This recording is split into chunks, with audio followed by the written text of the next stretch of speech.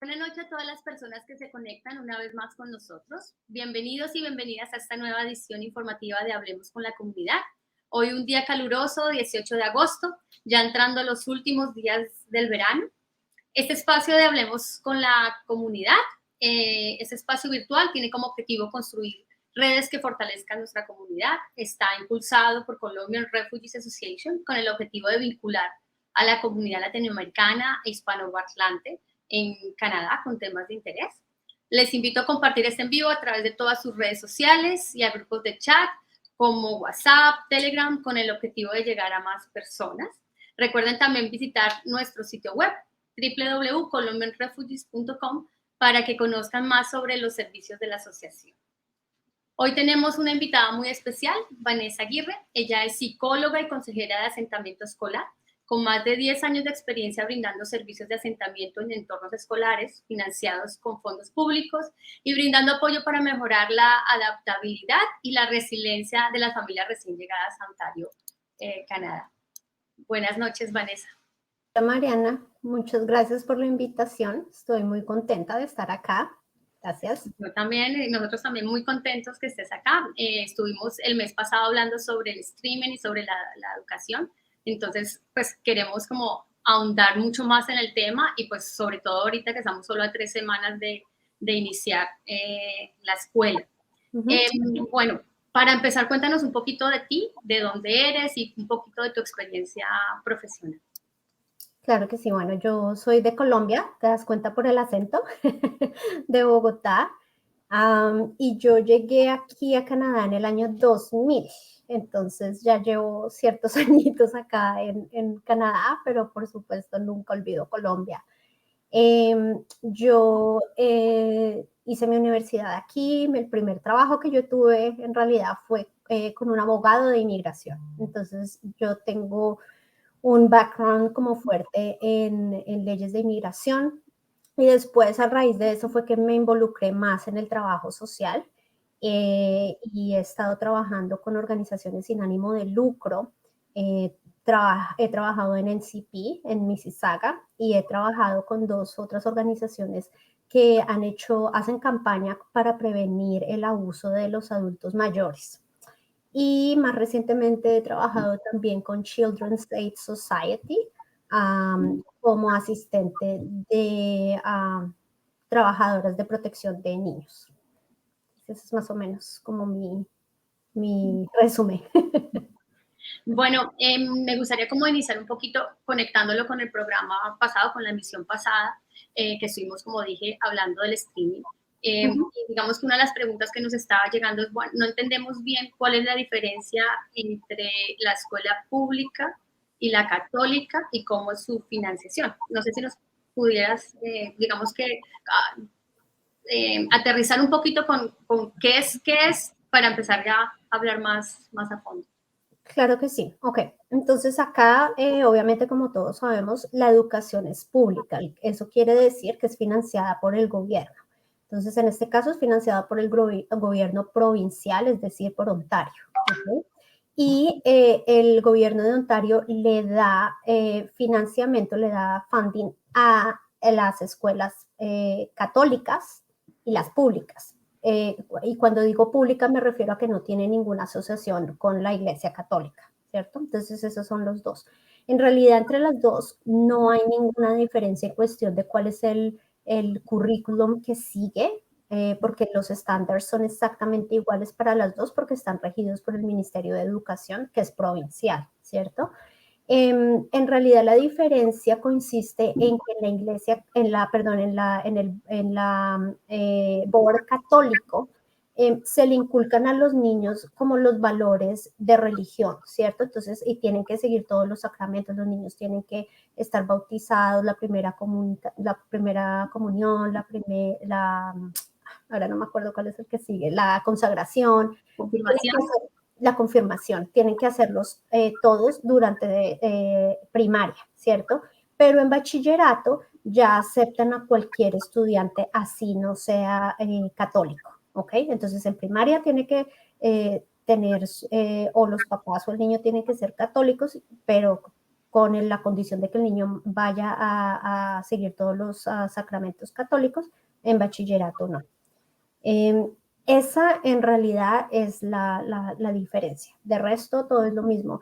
No, ahora, dependiendo de la región en donde esté la persona, hay distintos boards, ¿cierto? Que es como la junta directiva de cada asociación de educación. Entonces, por ejemplo, tenemos Peel, que Peel está Mississauga, Brampton y Malton. Entonces, ahí, en esa región, están los dos boards, el católico y el público. En Hamilton también están los dos, el católico y el público. Cada región tiene los dos boards y obviamente también tienen cada región su board de francés, ¿cierto? Pero sí, esa es básicamente la diferencia entre los boards. Cuando llega una familia recién, pues desde Latinoamérica, digamos, ¿cómo es ese proceso para empezar a que los niños vayan a la escuela? Bueno, de nuevo yo quiero aclarar un poquito que todo depende del board en el que esté, es decir, la región en la que esté la persona, ¿cierto? Yo trabajo en Peel, entonces voy a hablar un poquito más de eso porque ahí es donde está mi conocimiento, pero por lo general los pasos son los mismos, ¿ok? Entonces, cuando llega, por ejemplo, un estudiante, ya sea de primaria o de bachillerato, lo primero que tienen que hacer es registrarse a la escuela. Entonces se acercan a la escuela, hacen la registración, inmediatamente la escuela le comunica al padre de familia que como el niño nació en otro país o estudió en otro país, tiene que hacer una evaluación. Entonces la evaluación que se le hace a los niños es de inglés y de matemáticas. Y no es una evaluación como para que diga que perdió o pasó la evaluación, sino es como para ubicarlo y para saber qué tanto apoyo necesita el niño para que esté al nivel con los otros estudiantes que están en el mismo nivel.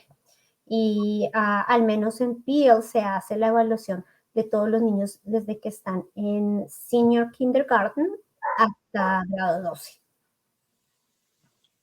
Hay una, bueno, listo, se inscriben, pasan esa evaluación, ¿cómo los colocan en los cursos que van pues, a seguir? Okay. ¿Depende de la edad o lo que se va a Entonces, hacer en tu país?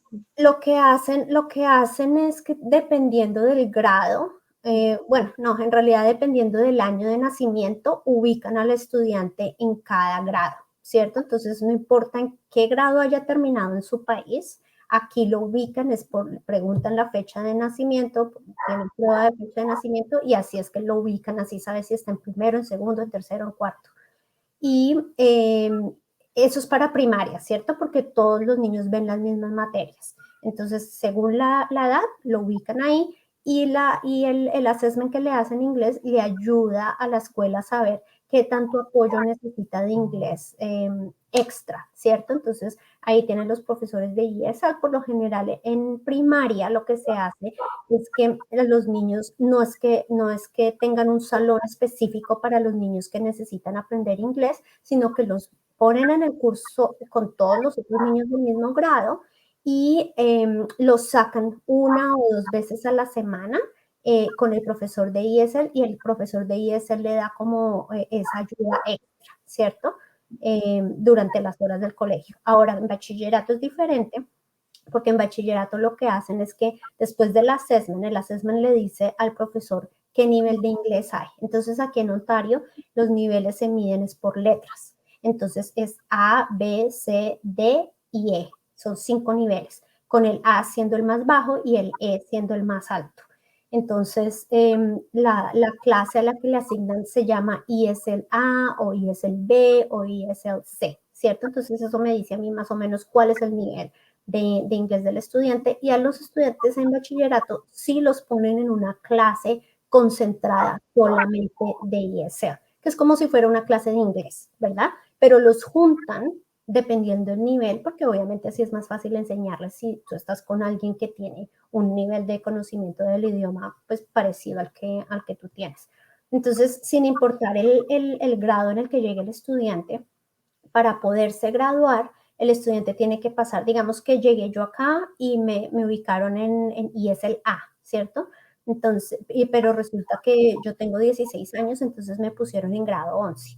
no importa que yo esté en grado 11, yo voy a tener que tomar las clases de ESL A, B, C, D y E, y después para poder graduarme voy a tener que hacer inglés grado 10, a no ser que me haya ido muy bien en ESL E y mi profesor diga, no, usted está lista para pasar al 11 en vez de tener que hacer el 10, pero tiene que ser que me haya ido muy bien. Entonces, tengo que hacer además inglés grado 10 y 11 para graduarme, pero la mayoría de colleges y de universidades piden que tenga inglés nivel 12 para poder entrar. Y eso es un requerimiento para graduarse. Para graduarse tiene que tener al menos inglés 11. En ese caso, si el estudiante o la estudiante hace grado solo 10, nivel 10 y 11, ¿no puede entrar al college? ¿O qué tendría que hacer para poder ingresar? O sea, hacer un año más o cómo? No, si termina inglés grado 11, puede aplicar. Pero el primer año de college, lo más seguro es que le pongan a hacer un curso de inglés dentro del programa. A la mayoría de personas se lo ponen a hacer, incluso los que nacieron acá, porque el nivel de inglés, de la clase de inglés, de nivel de secundaria, a no ser que esté en el stream académico, siempre necesitan como un repaso, como un push y eso se lo dan en el college y en la universidad también. Bueno, llegan pues nuestros hijos, obviamente pues hablando español, de un sistema totalmente diferente. ¿Cómo es la mejor manera de generar esa transición de los niños para que entiendan de la manera más sana posible que todo este cambio que llega a sus vidas? Claro, mira, en ese caso yo una de las recomendaciones que siempre le hago a los papás es que primero traten de conectarse con la consejera de asentamiento de la escuela, porque hay dos tipos de consejeros, los que se llaman settlement workers en inglés, ¿verdad? Los que trabajan a nivel comunitario y los otros que están específicos en las escuelas. Y entonces, para tratar el tema de educación, siempre es el que está en la escuela. Y la persona, si no, por alguna razón no los han comunicado con ellos, lo que puede hacer es acercarse a la escuela y preguntar quién es mi settlement worker. Por ejemplo, si están en Mississauga, pueden buscar alguna de las agencias de settlement y ahí le dicen quién es. Si están en Hamilton, por ejemplo, en Hamilton los que hacen ese programa son el YMCA y creo que al final tú vas a poner el número y la información de contacto para ellos. Pero ese es un recurso bien importante porque siempre los settlement workers estamos trabajando en todas las escuelas de los dos boards, del católico y del público, y hablamos diferentes idiomas. Por ejemplo, en mi agencia nosotros tenemos settlement workers y el conjunto de nosotros hace 16 lenguajes que hablamos. Entonces, siempre se le puede dar apoyo a la persona en el idioma del que habla, en este caso español. Y la settlement worker lo que va a hacer es como tratar de explicarle el sistema educativo de acá de Canadá, que toma tiempo, ¿cierto? Hay muchos detalles, hay muchas cosas y también dependiendo de la situación de cada persona, de la edad en la que llega, del curso en el que llega, los créditos que completó en su país, va a cambiar como el resultado y de pronto como el camino que uno le va a mostrar a la persona. Entonces, ese sería el primer paso. El segundo paso, lo que yo le digo a los papás de mis niños, de mis estudiantes, es que se tranquilicen, no se estresen. Yo tengo papás que llegan pero es que mi hijo no habla inglés y qué va a pasar y va a estar solito ahí, no se va a poder comunicar o cuando va a aprender se va a atrasar, le va a ir mal, no va a ir a la universidad, no va a ir al colegio, mejor dicho, es un estrés. Y lo que yo les digo es que no se preocupen, el inglés va a llegar. O sea, incluso los estudiantes que tienen dificultades para aprender, que tienen necesidades especiales, lo aprenden. Cada uno aprende a su propio paso. Entonces, dependiendo de la edad, dependiendo también, y una cosa que no mucha gente lo sabe, pero el inglés se acelera cuando la persona se siente bien, cuando siente que pertenece al colegio, a la comunidad, ¿cierto? Entonces nosotros por eso muchas veces lo que le decimos a los papás es, mire, como decimos en Colombia, fresquece con la cuestión académica y más bien ayúdele a su hijo y apóyelo a que haga amigos y que haga amigos buenos, por supuesto, ¿cierto? Porque lo que queremos es que los jóvenes y los niños tengan un apoyo, una red de apoyo de personas que le van a servir, que le van a colaborar. Entonces, las actividades extracurriculares, qué clases de fútbol, qué clases de arte, lo que le guste a los chicos, a los niños, hagan eso, porque el que el estudiante se sienta bien y se sienta a gusto y cree su vínculo de amigos, es lo que va a hacer que sienta que pertenece aquí, que está feliz, y eso va a hacer que sea más exitoso. Entonces, ese es uno de los consejos que, o sea, que si se van a llevar algo de toda esta conversación que vamos a tener hoy, que sea eso, la seguridad emocional, el estar contentos aquí y sentir, ok, tengo un amigo, tengo dos amigos, buenos amigos, eso va a hacer la diferencia en la vida académica de sus hijos. En términos de pertenencia, digamos que uno de los miedos también es el bullying. Que ¿será que le van a hacer algo a mi hijo, a mi hija? ¿Será que se van a burlar? ¿Se va a sentir ella mal? ¿Cómo se maneja eso? Digamos, ¿hay estadísticas altas también de bullying o no? ¿Cómo se maneja?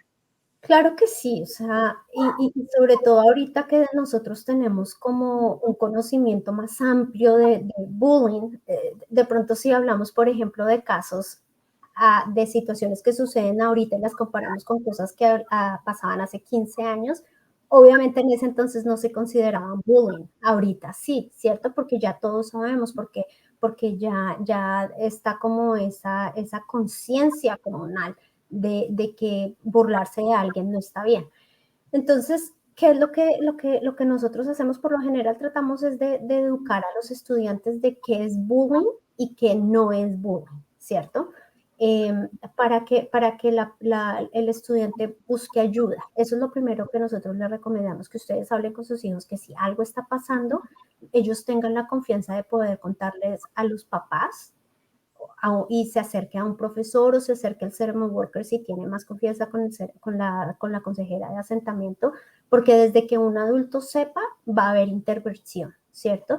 Pero si el estudiante se siente cohibido, se siente intimidado y no le cuenta a nadie, va a seguir así, o sea, y va a seguir un ciclo año tras año tras año. Entonces, lo más importante es que se tenga como una comunicación abierta con el estudiante para que le pueda contar al papá y que el papá no vaya a sobre reaccionar, como, ¿sí? Overreact. Porque ese es el problema. Obvio, uno como papá, uno lo que quiere es proteger a su hijo y cuántos son y qué vamos a hacer, ¿cierto? Mientras que no, o sea, lo más importante es que el papá mire qué está pasando y de pronto que se acerque al profesor o se acerque al ceremony worker, a la consejera de asentamiento, para ver qué está pasando, para que alguien dentro de la escuela mire a ver qué es lo que está sucediendo y cómo se le puede poner como paro a lo que está pasando. Entonces eso, tener una comunicación abierta. Bueno, aprovechamos para saludar a Alexandra Rivera, que nos escribe y te hace la siguiente pregunta. Buenas noches, mi hija entra este año a la escuela. Me gustaría información acerca de los uniformes, por ejemplo, dónde es mejor comprarlos. Ok. Alexandra, no sé en qué board estés, no sé en qué ciudad estés, pero por lo general casi todas las escuelas te dicen en dónde lo tienes que comprar. Desafortunadamente acá no es que puedo ir a una tienda o puedo ir a la otra, no. De pronto hay ciertos items, ciertas partes del uniforme que de pronto sí se puede comprar en otro lado, de pronto el pantalón, ¿cierto? Un pantalón si el uniforme es negro o si es azul oscuro, pues sí lo puedes comprar en cualquier otro lugar. Pero por lo general la escuela te va a decir dónde es que lo tienes que comprar, sobre todo porque tienen los símbolos, ¿cierto? Entonces, pregunta por favor en la escuela y de resto si son pantalones o cuestiones que ya son así como genéricas, todo depende, en realidad, todo depende de tu hijo, bueno, en este caso de tu hija. Si es hay niños, por ejemplo, que les gusta andar en el piso, les gusta correr y los van a dañar, entonces yo no invertiría mucho en un uniforme muy caro, en un pantalón muy caro y de pronto en vez de comprarle uno por $40, le compraría dos de Walmart o algo así porque yo sé que no le van a durar mucho, ¿cierto? y si están creciendo también. Ahora, otra cosa que de pronto un dato que les sirve es que si ya saben quién es su sermon worker, la consejera de asentamiento, y de pronto las finanzas no están como muy estables, acérquense a ella o a él y dígales que sí, pregúntenles que si hay algo de asistencia para las familias nuevas para los uniformes, ¿ok? Porque a veces la misma escuela puede dar un bono o hay distintos como lugares de donde se puede tener como una ayuda financiera específicamente para los uniformes. Ahorita, por ejemplo, Hamilton, el board católico, tiene un funding de $100 para las familias que no están muy estables económicamente. Entonces son $100 para poder comprar útiles escolares. Desafortunadamente no incluyen los uniformes, pero sí, por ejemplo, maletas, loncheras, todo eso.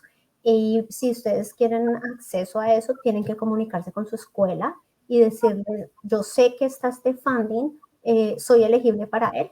Las escuelas por lo general abren una semana, la última semana de agosto, entonces se pueden comunicar con ellos. No ir, pero pueden mandar un email o pueden llamar. Bueno, tenemos otra pregunta que es, ¿cómo garantizar que un chico que empieza su educación en Ontario a partir de 9º grado pueda ingresar a la universidad? Ok, llegamos al tema tabú. Ok. De nuevo, mi consejo es frescréense, tranquilícense. Yo sé que hay mucha información acerca de los streams, que el académico, el general y el técnico. En 9º, no se preocupen, igual ahorita quitaron el stream de matemáticas en 9º, entonces en 9º no se va a hacer ninguna decisión especial. Si la persona no habla inglés, le van a hacer, lo que le van a hacer es un daño si lo ponen en un nivel académico donde va a sacar malas notas porque no porque no pueda, no porque no sepa académicamente, sino por la dificultad con el idioma, ¿cierto? Entonces, si la persona acaba de llegar, si el estudiante acaba de llegar y apenas está aprendiendo inglés, déjelo que entre en nivel técnico. O sea, le queda mejor porque si toma el nivel técnico y le va bien, va a tener un buen nivel de notas, ¿cierto? Porque recuerde que las notas, los grados que reciben, eso es lo que le va a asegurar la entrada a la universidad. Si va a ser un nivel académico de matemáticas o de inglés o la materia que sea, y va a sacar un 70, ¿cierto? A comparación de que pueda hacer un nivel técnico y vaya a sacar 85 o 90, obviamente es mucho mejor que haga el técnico, que aprenda el vocabulario, que el estudiante se sienta más cómodo, ¿sí? Y después de que termine su nivel técnico, para nivel 10 lo pueden cambiar. O sea, ustedes pueden hablar con los guidance counselors y si ya el estudiante está como firme en el inglés y ya se siente bien, pueden cambiar de stream. No es que si quedó encasillado ya va a ser así de por vida. ¿Cuántas veces se puede cambiar? Si, digamos, solamente en grado 10 o se puede, digamos, que cambiar. No, cada vez que se cambia de materia se puede cambiar, eso se decide junto con el guidance counselor, depende de cómo vean, o sea, si es, mire, académicamente, y porque acuérdense que todo queda en el transcript, y el transcript es lo que se va a mandar al college o a la universidad, ¿cierto? Entonces, académicamente, una persona de admisiones de la universidad, si ve a un estudiante que empezó 9º en técnico o even en workplace. 10º también hizo técnico, pero les estaba sacando buenas notas. Y después en 11 se pasó a académico y en 11 y 12 hizo académico o solamente 12 hizo académico. Esa persona va a tener mucho más chance de entrar que una persona que empezó en académico en 9º y en 10º le tocó pasarse a técnico porque no pudo, o sea, le quedó muy difícil. Y es ponerle una presión que de verdad no se necesita para el estudiante, no hay necesidad. Así la persona haga todo técnico en todo su bachillerato y dice, no, resulta que no quiero ir a college, que no tiene nada de malo, sino que quiero ir a la universidad, lo que puede hacer es su último, después de que se gradúe o su último año, puede pasarse académico y hacer las materias que necesitan, porque es que para la universidad y para el colegio lo que miran son las últimas notas, más que todo, en eso se enfocan más que todo. Entonces, así se gradúe, digamos que hizo grado 12, ¿cierto? Después puede hacer un año después para hacer su nivel de grado académico. Y antes, bueno, lo que pasa es que yo llevo muchos años acá, entonces yo recuerdo eso. De pronto las personas que están acá no lo sabían, pero antes en Ontario había 13 grados, porque en el 13 grado, en ese era cuando los estudiantes como que le metían todo para sacar sus notas para la universidad. Eh, Ahora, otra cosa que me parece también importante, no sé si me estoy adelantando a las preguntas, Mariana, es ese miedo que nosotros le tenemos a que un estudiante no vaya a la universidad, sino que vaya a college primero. No, o sea, eso no es algo malo para nada, todo lo contrario. Las universidades tienen muchos convenios con los college, ¿cierto? Eh, ¿Y qué pasa? O sea, si por ejemplo una persona hace sus 2 años de college y dice, no, yo definitivamente quiero ir a la universidad, a través de esos convenios, lo que hacen es que esos 2 años que hizo de college se lo valen para la universidad, ¿cierto? Y por lo general, dependiendo obviamente de la carrera, solamente tiene que hacer 2 años o 2 años y medio en la universidad, ¿cierto? ¿Y qué pasa? Que un estudiante de esa manera está terminando con un diploma de college y un degree de la universidad. O sea, está saliendo con dos cosas y está saliendo con la parte on hands, como el técnico, como de lo que se hace hacer, pero también el pensamiento abstracto, que es lo que le da la universidad. Y no solamente eso, sino que en cuestión financiera, o sea, cada año de universidad obviamente es muchísimo más caro que el del college, ¿cierto? Estamos hablando que un año de universidad, obvio, dependiendo de la universidad y dependiendo de la carrera, puede estar entre $5,000 y $7,000, ¿cierto? Cada año. Mientras que el del college, de nuevo, dependiendo del college y dependiendo de la carrera, puede estar entre $2,000 y $3,000 más o menos, ¿cierto? Entonces, si hace 2 años de college, digamos que $3,000 son 6,000, más lo que le valga a la universidad, ¿cierto? Que estamos hablando más o menos de 5,000, 6,000 o $7,000 cada año.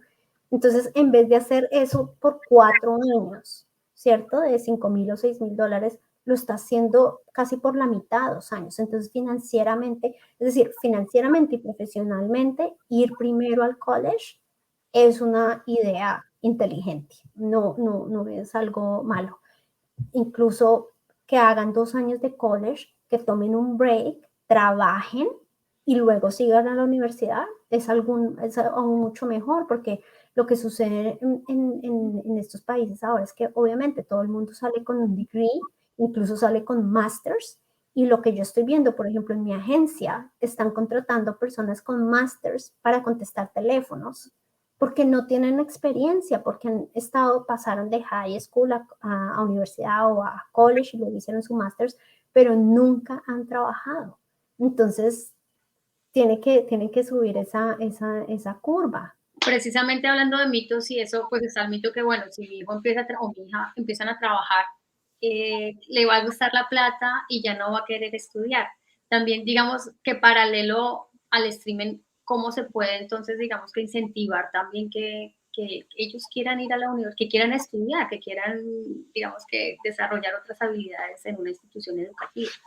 Mira, yo pienso que eso no es algo que uno le pueda como abrir la cabeza y meterle esa idea al estudiante.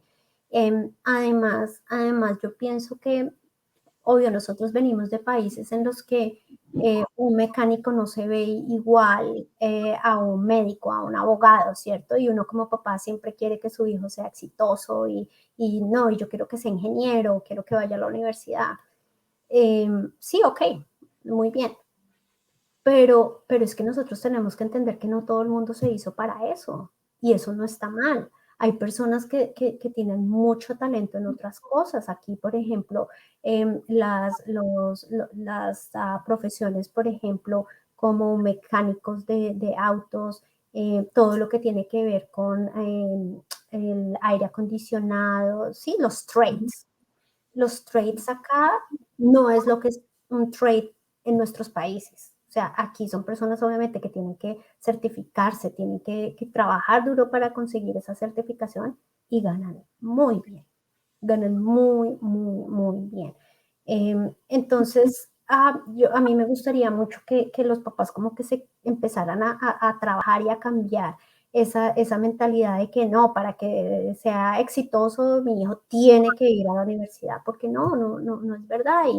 Y de pronto en bachillerato, aquí en Ontario hay muchos programas que se llaman co-op, ¿cierto? Y yo se los recomiendo mucho a los estudiantes porque en ese tipo de clases dejan que los estudiantes vayan a una empresa, a una agencia o algo y miren a ver qué tipo de trabajo les gusta, si les llama la atención esa experiencia. Y, o sea, y eso sirve muchísimo, porque yo me imagino que acá todo el mundo sabe, cuando es muy poca la gente que de verdad cuando termina su bachillerato sobre los 16 años, ¿qué sabe uno a los 16, 17 años? Tú no sabes nada. Y uno se mete a una carrera porque sí, porque le sonó bonito o porque mi amiga lo quiso hacer. Entonces, qué mejor que de pronto tengan la oportunidad de, de estar en el ambiente, a ver si eso es algo que les gusta. Entonces, un co-op se puede hacer en una clínica veterinaria, en contaduría, en IT, o sea, dependiendo obviamente de la clase que escojan en el colegio, tienen esa oportunidad de hacer el co-op. Entonces, si pueden, háganlo, investiguen acerca de eso, hablen con el guidance counselor de cada estudiante, que todos lo tienen, para explorar esa posibilidad, sobre todo en grado 10º o 11. Nos pregunta también, ¿existe una asesoría para los chicos que se encuentran en ESL para que entiendan cómo es el sistema de streaming? Claro que sí. Esa es la responsabilidad del guidance counselor, ¿ok? Y cada estudiante, por ejemplo, cuando están pasando de octavo a noveno, cada estudiante tuvo que haber tenido una reunión con el guidance counselor y con los papás para seleccionar las clases. Entonces ahí es cuando los guidance counselors explican eso y también por lo general cuando llega una familia nueva y están en el assessment center donde les hacen la evaluación de inglés y de matemáticas de la que hablaron, la profesora tiene que tener tiempo ahí también para explicarles acerca de eso. Pero también se pueden comunicar con la asesora de asentamiento de las escuelas y también si algo no les quedó claro, si tienen dudas, la persona también se puede sentar con ustedes y darle más información si tienen dudas, si algo no quedó claro. Hay también programas para incentivar lo que le gusta a cada niño o niña. Por ejemplo, bueno, identificamos que esta niña puede ir por matemáticas y vamos a incentivarla, o no existe ese tipo de programas, como para ir también perfilando a los jóvenes. Hay programas regionales a los que los chicos pueden tener acceso y obviamente lo hacen basado en la recomendación de los profesores, ¿cierto? Entonces, si un profesor ve que un estudiante tiene aptitud para las artes, ¿cierto? O para la música, o para las matemáticas, o que tiene un nivel académico bastante alto, pueden referirlo al IB programa, a distintos programas que tiene cada board. Pero muchas veces eso es algo que el estudiante o que el padre de familia tiene que preguntar, tiene que hacer como el reach out de, mire, yo sé acerca de este programa y quiero ver si mi hijo es elegible para entrar. Entonces, lo más recomendable, de nuevo, por lo que cada school board tiene programas diferentes, es que entren al website de cada board, ¿cierto?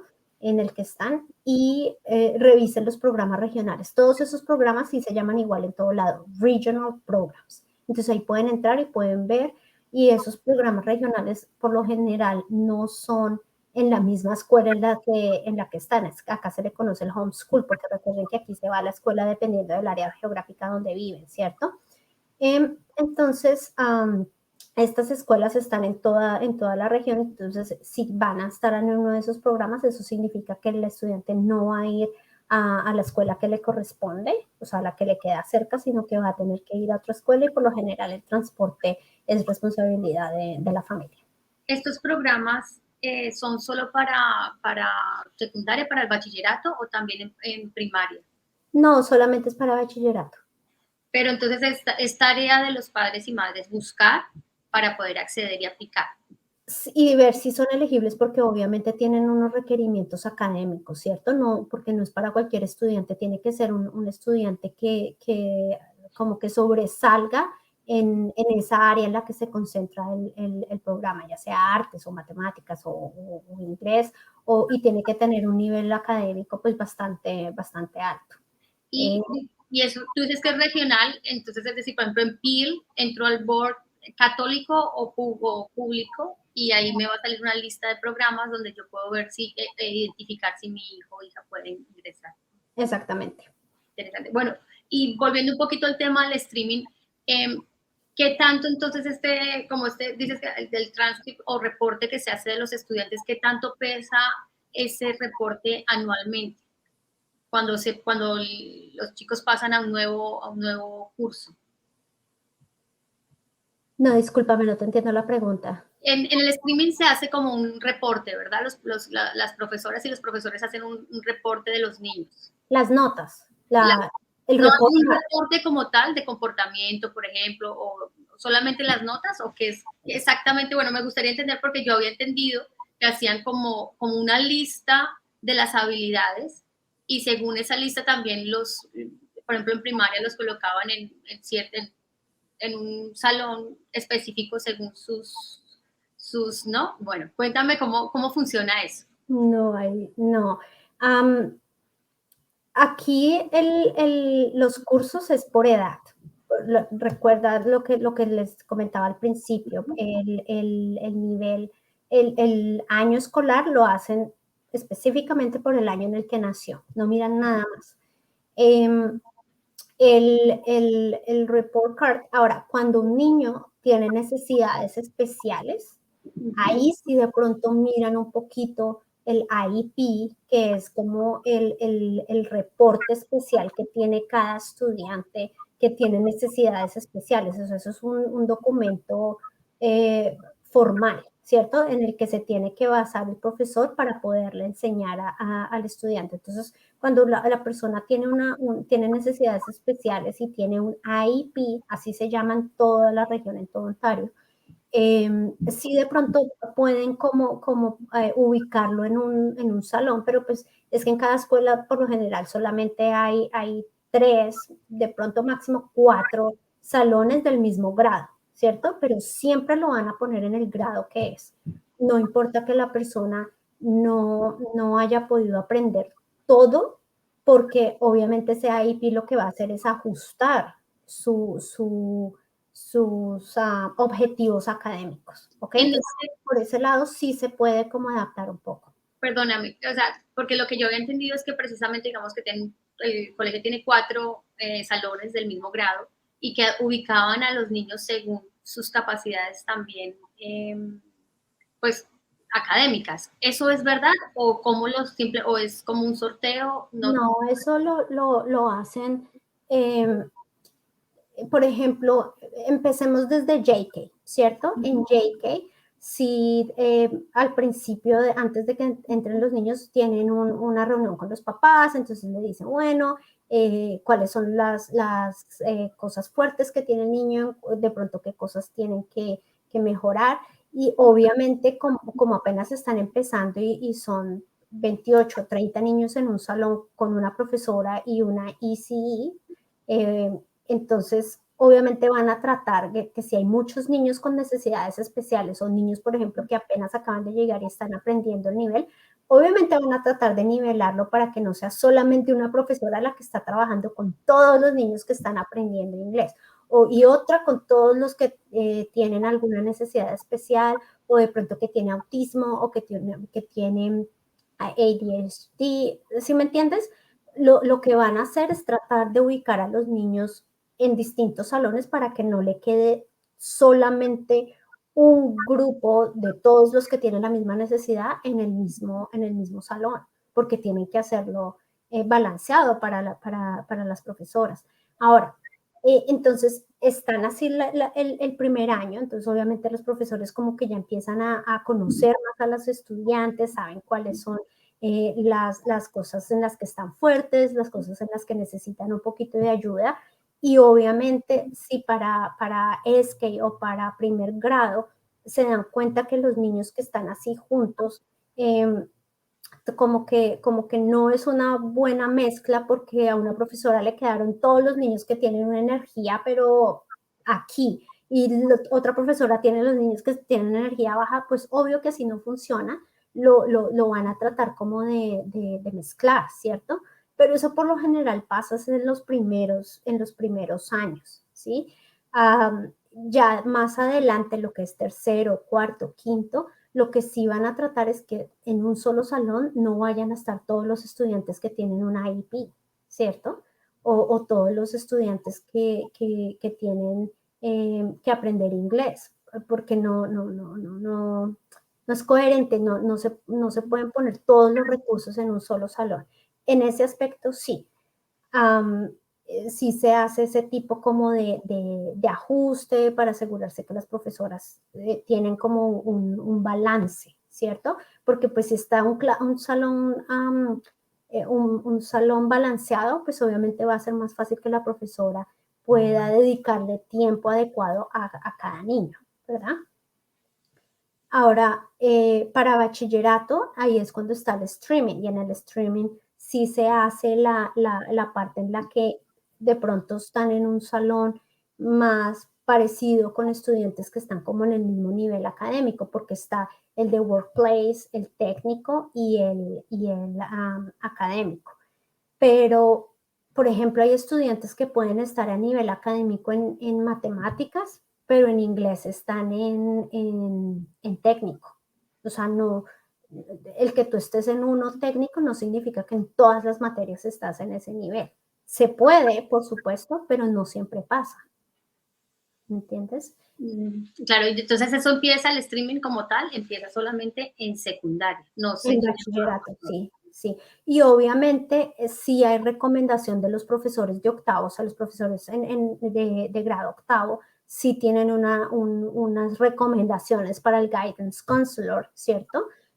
Para que les digan, bueno, mire, este niño sí tiene como muy buena aptitud para matemáticas, yo creo que podría estar en el académico, yo creo que puede estar en el técnico, pero por supuesto es solamente una sugerencia, ¿cierto? Y lo que les digo, el que lo pongan en un stream en noveno o en décimo no significa que se vaya a quedar todo su bachillerato en ese nivel. Y así haga todo su nivel hasta grado 11, hasta grado 12 en técnico, después puede hacer sus cursos extra y hacerlos en académico, y con eso puede aplicar a la universidad, o incluso hacer su nivel técnico, pasar al college y después a la universidad. Bueno, y ya pues hablando que nos quedan 3 semanas antes de iniciar la escuela, ¿cómo se ve el panorama? Yo sé que cada día sale una nueva noticia, que cada región es diferente, pero ¿cómo se ve en este momento, a 18 de agosto, cómo se ve el panorama para ingresar al colegio? Pues en términos pues que estamos en medio de la pandemia aún, y posiblemente de la cuarta ola que llaman. Bien. Bueno, ya obviamente que la mayoría de los boards envió la encuesta para los papás, ¿cierto? Para que escogieran si el próximo año querían que sus hijos estuvieran en persona o estuvieran virtual. Entonces, obviamente, esos resultados de la encuesta va a influenciar mucho cómo va a ser el siguiente año, ¿cierto? Pero obviamente eso depende, eso ya es individual de cada escuela. Eso no lo vamos a saber sino hasta que empiece. Pero el anuncio que hicieron hace un par de semanas de cómo está planteando el ministerio que sea el siguiente año escolar, da la impresión que están siendo optimistas, ¿cierto? Porque están de nuevo ya abriendo que los buses, por ejemplo, van a estar a capacidad completa, van a operar en capacidad completa. Volvieron a dejar las actividades extracurriculares en los colegios, sobre todo los de deportes. Entonces ya muchas de las restricciones que se hicieron el año pasado, como que las están levantando, ¿cierto?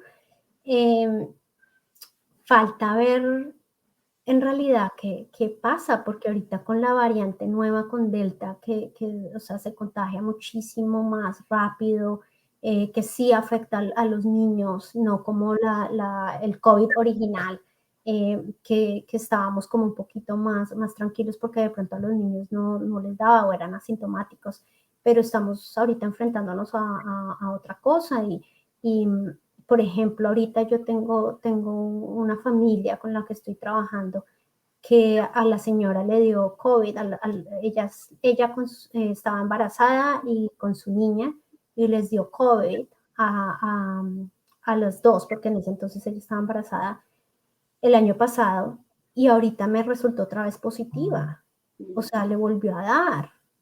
Entonces, como que uno dice, o sea, ¿cómo hacemos? ¿Cierto? Y ella estaba vacunada. Obviamente no, ella está en la casa, está tranquila. Obviamente la vacuna le ayudó muchísimo a que no fuera fuerte como la primera vez, que la primera vez se le dio más fuerte. Pero, ¿me entiendes? Es que no sabemos. Nadie sabe. Estamos como entrando al colegio como entramos el año pasado, esperando lo mejor y preparándonos para lo peor. Yo pienso que eso es lo que podemos hacer. Según pues, las últimas noticias también leí yo que el 93% de padres y madres de familia este año van a enviar a sus hijos.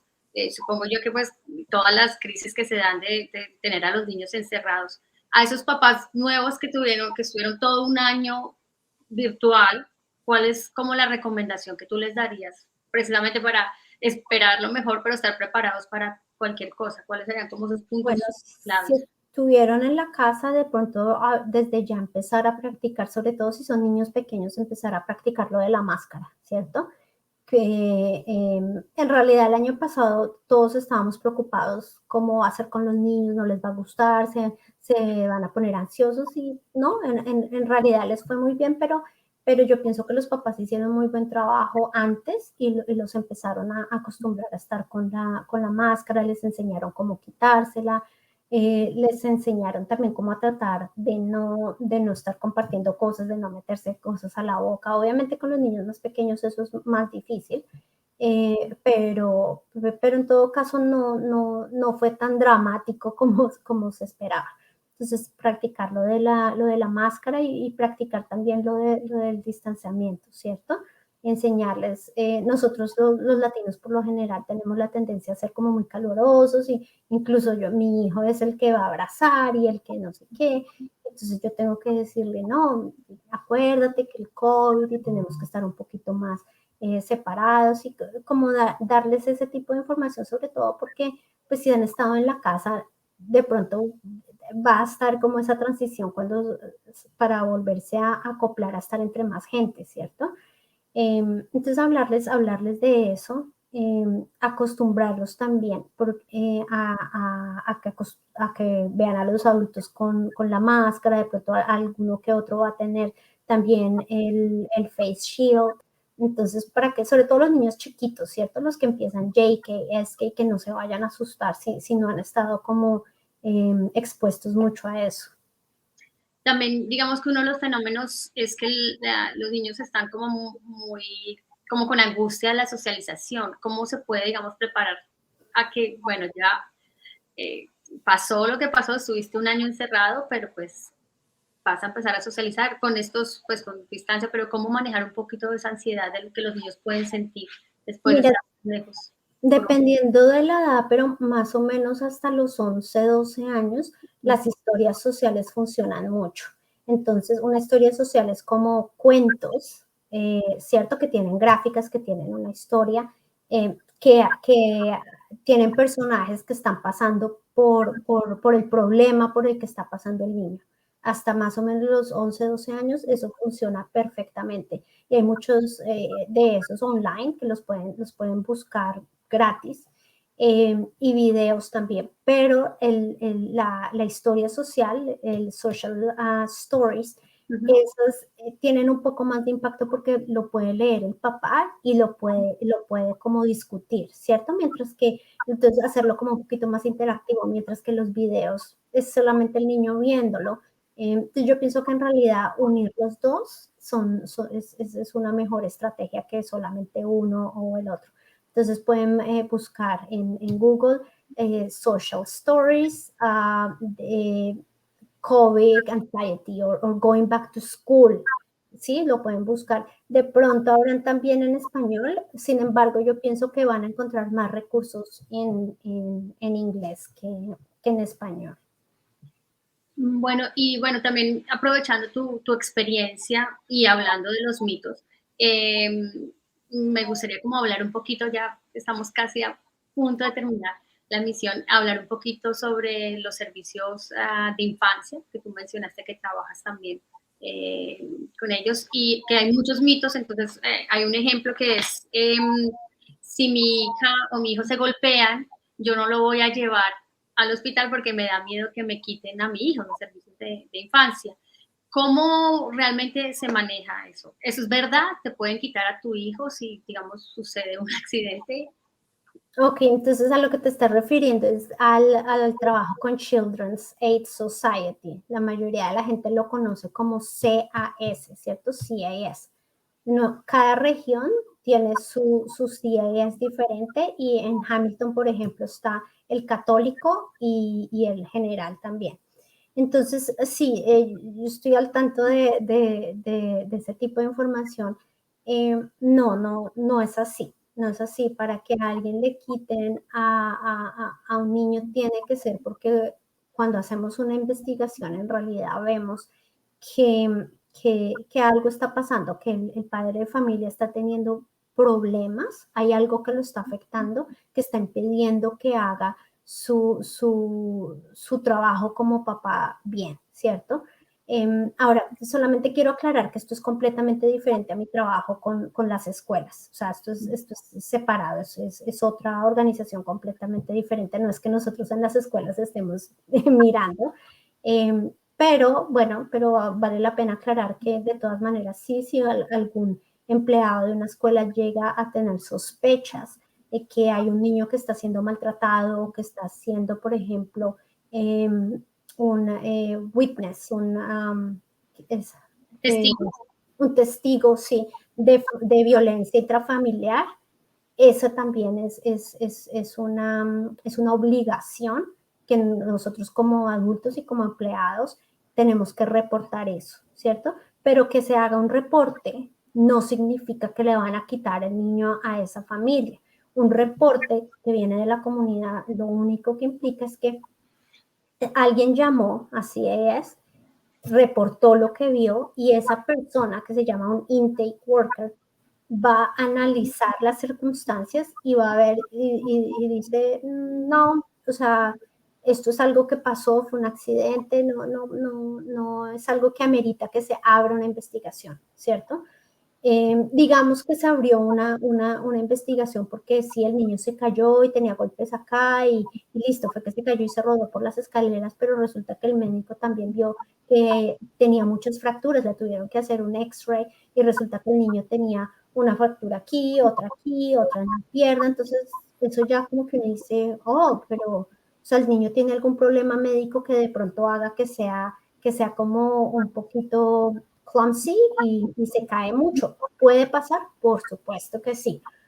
Pero si no está como esa historia al médico, entonces, ¿por qué el niño tiene tantas rupturas, cierto?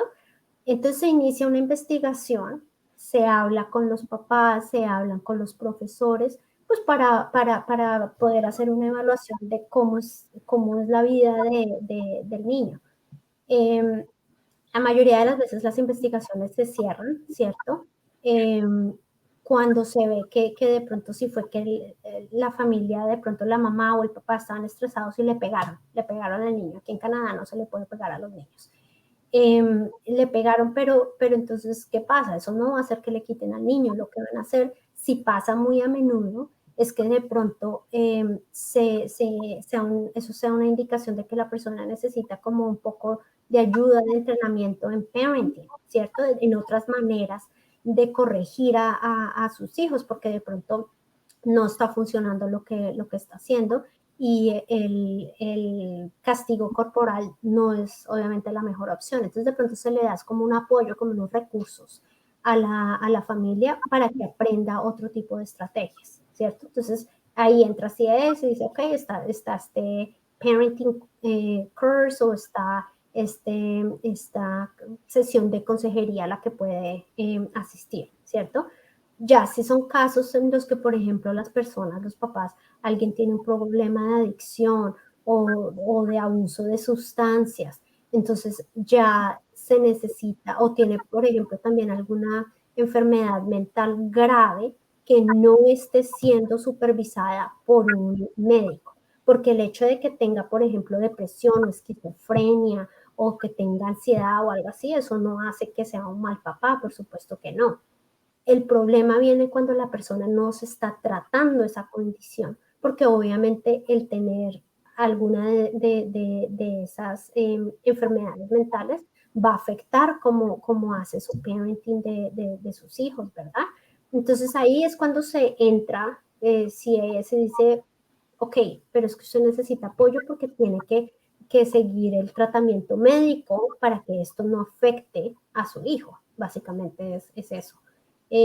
Pero el objetivo de CIES no es quitar los niños. Y incluso en el momento en el que se decide, la familia necesita ayuda y en este momento el niño no está a salvo, está corriendo peligro, lo que se hace casi siempre es buscar a un familiar o a un amigo, alguien cercano de la familia, que la familia apruebe también para que el niño se quede ahí mientras la familia recibe la ayuda que necesita.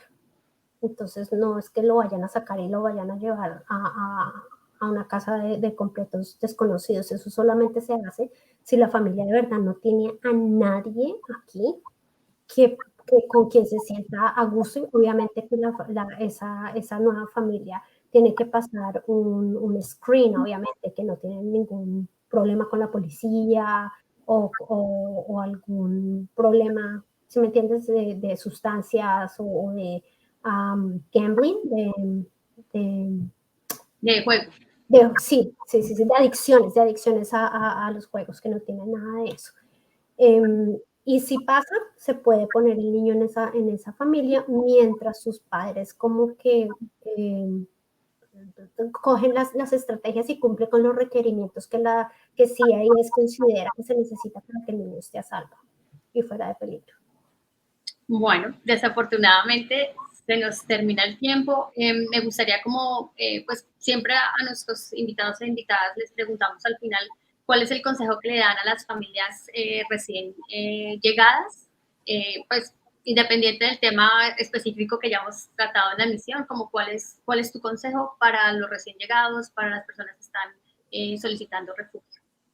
Yo pienso que el mejor consejo que yo les puedo dar es que no se guíen solamente por lo que les dicen sus amigos o su familia cuando están tomando decisiones importantes. Vayan a una fuente que sepa.